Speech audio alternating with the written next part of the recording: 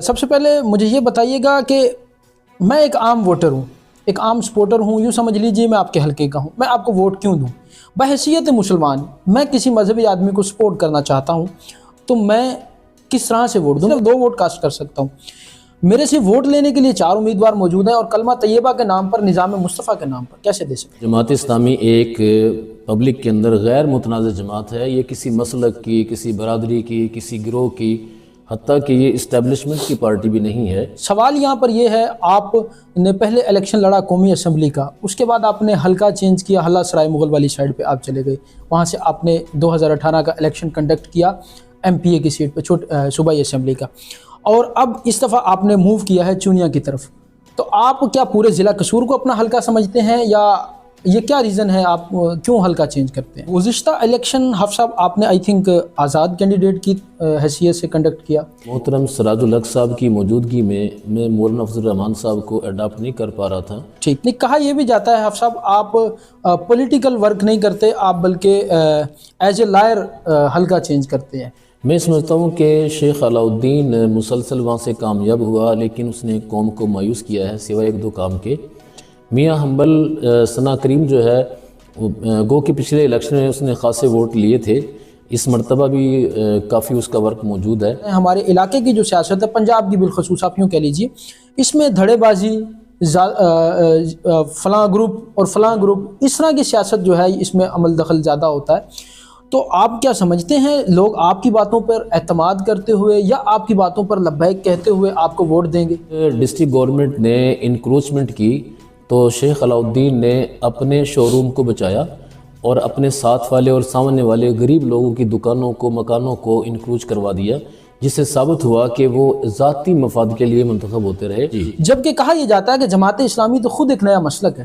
مسلک وہ ہے جہاں اختلاف کی گنجائش ہو۔ ہمارے ساتھ مسلک کی بنیاد پہ کسی کا اختلاف نہیں ہے، سیاسی بنیادوں پہ اختلاف ہے۔ کیا آپ جیتنے کے بعد دوبارہ پھر عمران خان سے اتحاد کریں گے جماعت اسلامی؟ ہم نے تو جیتنے سے پہلے بھی توبہ کی ہے، اب تو اس کا وجود ہی نہیں ہے، اس کی پارٹی ڈیزالو ہو گئی ہے۔ کے پی کے میں بھی اور وفاق میں بھی آپ نے جہاں تک ممکن ہو سکا جماعت اسلامی نے as a B team role play کیا پی ٹی آئی۔ انتہائی سخت سوال میرے خیال ہے یہ ہوگا کہ آپ بھی الیکشن لڑ رہے ہیں، جماعت اسلامی کہتی ہے ہم پاکستان میں نظام مصطفیٰ نافذ کریں گے، ٹی ایل پی بھی یہی کہتی ہے، جے یو آئی بھی یہی کہتی ہے اور ملی مسلم لیگ بھی یہی کہتی ہے۔ اس وقت 4 مذہبی جماعتیں سیاست کے میدان میں آپ یوں کہہ لیجئے جو کچھ اثر رسوخ رکھتی ہیں موجود ہیں اور ایک دوسرے کے مقابل انہوں نے امیدوار بھی کھڑے کیے ہوئے ہیں۔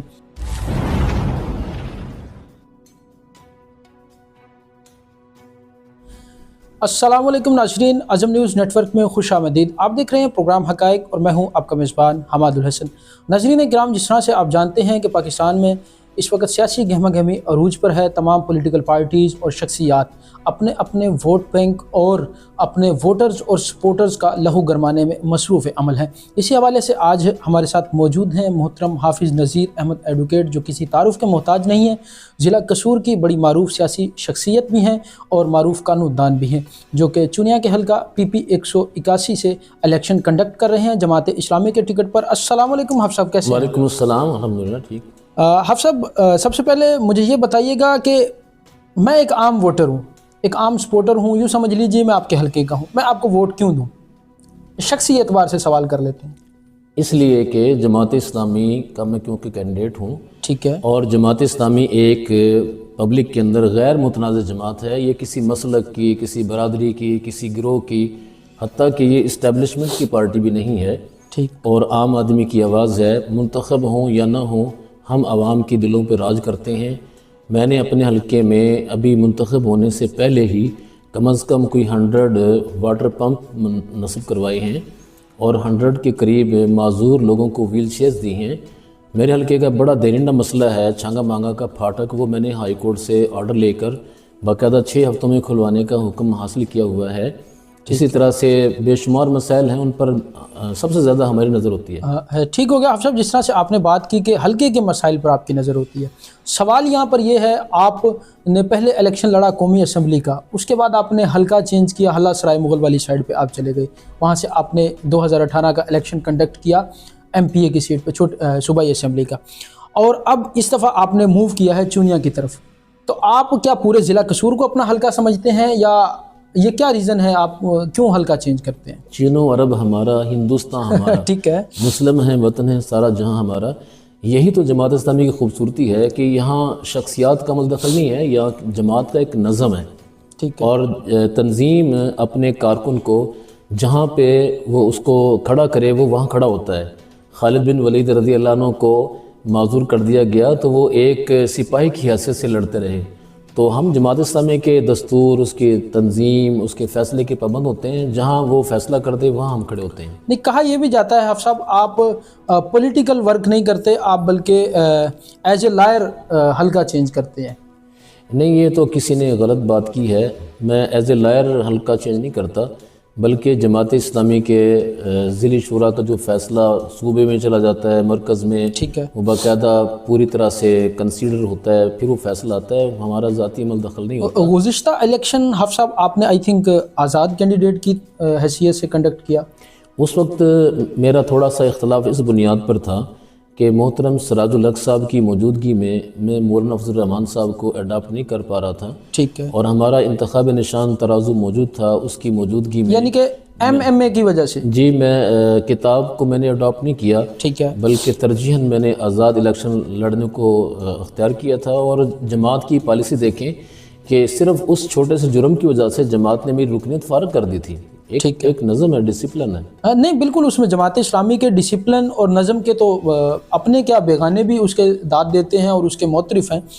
اب سب جس طرح سے آپ چونیا سے الیکشن کنڈکٹ کر رہے ہیں، وہاں پہ 14 کے قریب کینڈیڈیٹس ہیں جو آپ کے مد مقابل ہوں گے، جن میں بڑے بڑے نام بھی ہیں. شیخ علاؤالدین جو کہ مسلسل وہاں سے منتخب ہوتے آ رہے ہیں پاکستان تحریک انصاف کے، خواہ وہ اس وقت آزاد امیدوار ہے میاں حنبل ثنا کریمی، اور دیگر کینڈیڈیٹس بھی، یقیناً مذہبی جماعتوں کے کینڈیڈیٹس بھی، ٹی ایل پی وغیرہ بھی یہاں پر موجود ہیں. تو اس صورتحال میں آپ کس طرح سے اپنے حلقے کو اوور لک کرتے ہیں؟ میں سمجھتا ہوں کہ شیخ علاؤالدین مسلسل وہاں سے کامیاب ہوا، لیکن اس نے قوم کو مایوس کیا ہے سوائے ایک دو کام کے. ٹھیک ہے، اور یہ لوگ اپنی ذات کے لیے منتخب ہوتے رہے.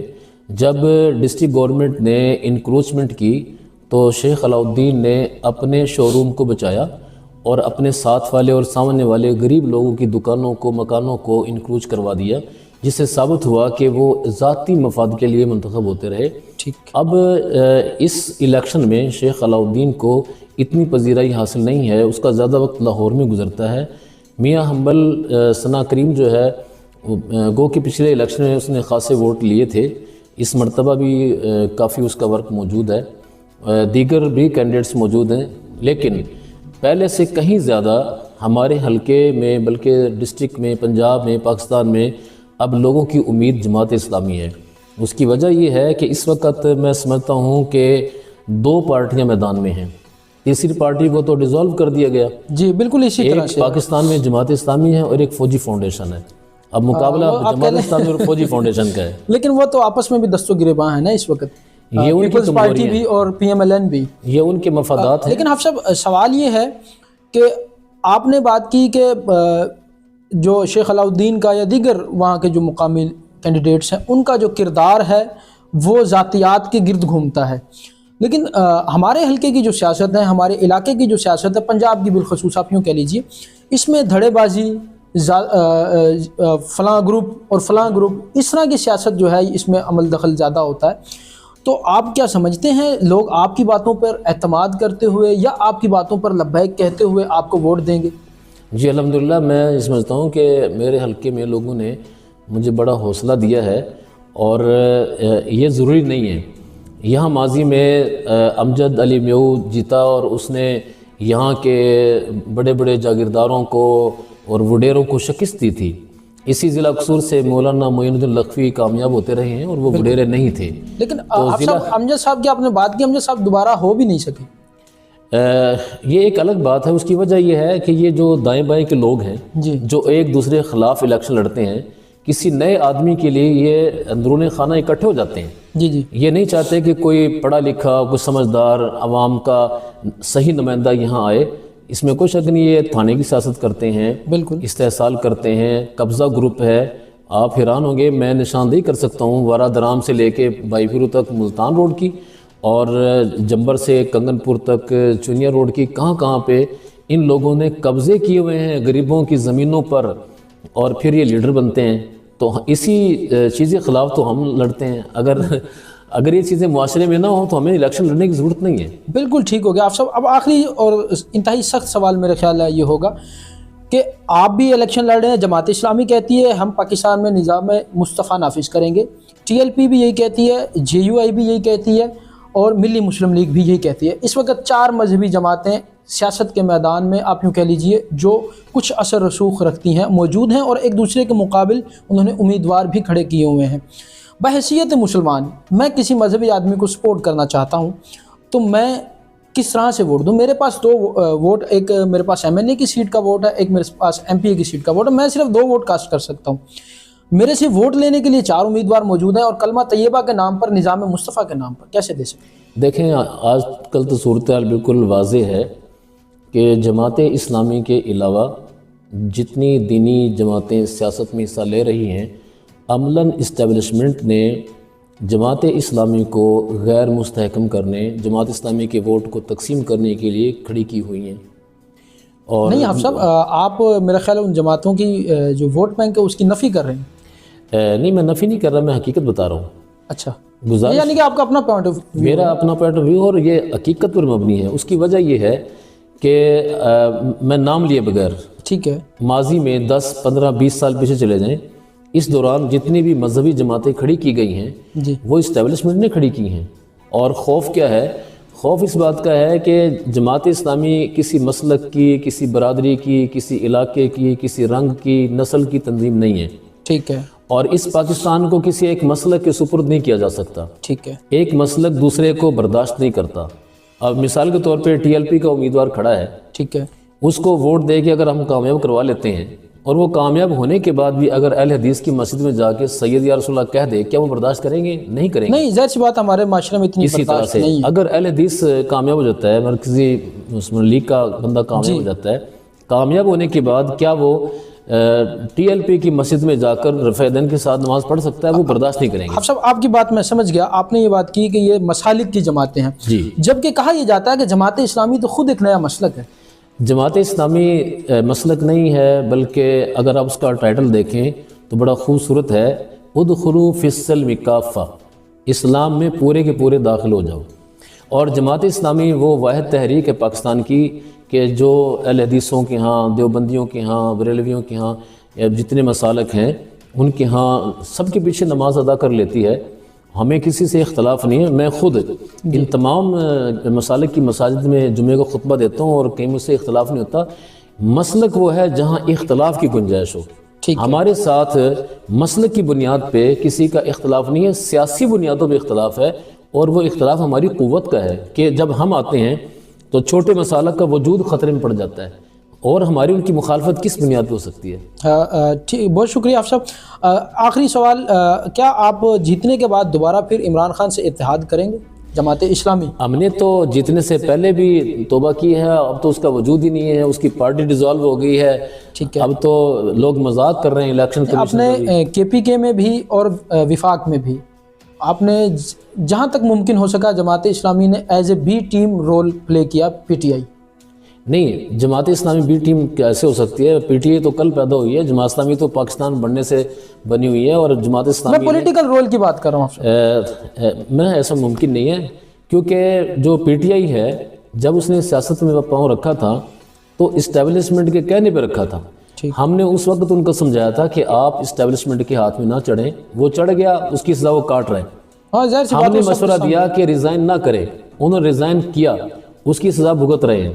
ہم نے کہا وائلیشن نہیں کریں، کی اس کی سزا بھگت رہے ہیں۔ بالآخر پوری جماعت کو انہوں نے اب پورے سیاسی عمل سے ہی وہ باہر ہو گیا۔ بہت شکریہ، ہمارے ساتھ موجود تھے محترم حافظ نذیر احمد ایڈوکیٹ صاحب، جو کہ جماعت اسلامی کے امیدوار ہیں حلقہ پی پی 181 سے چنیا سے، اور ان کا یہ کہنا ہے کہ اس الیکشن میں عوام ان کو منتخب کروا کے اسمبلی کے اندر بھیجیں تاکہ ان کے حقیقی مسائل کو حل بھی کروایا جا سکے، اور علاقے سے جاگیرداروں، وڈیروں اور ایک لمبے عرصے سے چلتی ہوئی غلامی کا بھی خاتمہ کیا جا سکے۔ اسی کے ساتھ مجھے اجازت دیجیے، اپنا خیال رکھیے گا، اللہ حافظ۔